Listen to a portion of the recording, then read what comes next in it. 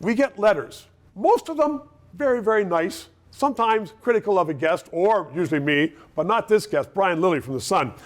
And this is a letter written by a gentleman in Vancouver. I haven't spoken to him, so I'm not going to give you his name. But he says, ruling British MPs got rid of Liz Truss, Boris Johnson, Margaret Thatcher. In Canada, in Alberta, we got rid of Jason Kenney. And he's saying all the ills of our prime minister. He says, why do we still have them? What are those MPs and cabinet ministers doing with Trudeau? Can you answer that? We don't have that ability to do this in Canada. If they stood up and said, you know what, we're not supporting you anymore, he'd have to go. He would. You know, in 2015, an awful lot of the Liberal MPs owed their careers to Justin Trudeau. In 2019, less of them did. In 2021, after that election, even fewer. Right. And so I'm surprised that more aren't pushing on them. I think because they just like the money? It may be the best job they're ever going to have?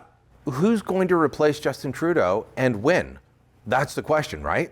So Justin Trudeau, as much as I don't like him, he's a formidable campaigner. Yes, he is. He has great personality to be out on the hustings. He's leaning in. And you look at what he did at the VW announcement in St. Thomas, Ontario, where he got VW's global CEO, and he's picking on a local Conservative MP and trash-talking Pierre Poilievre.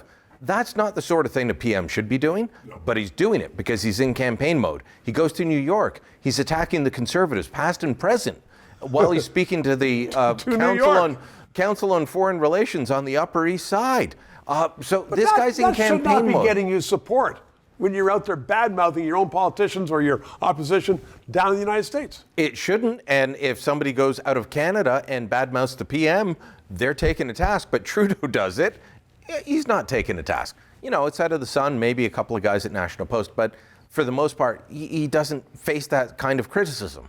But he is not facing the pushback that he should from within his own caucus.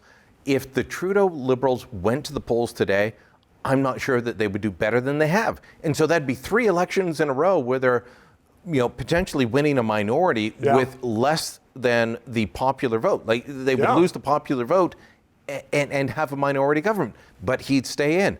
Who's going to replace him? Is it going to be Mark Carney? Is it going to be Anita Anand? Frankie Bubbles? Francois Philippe Champagne?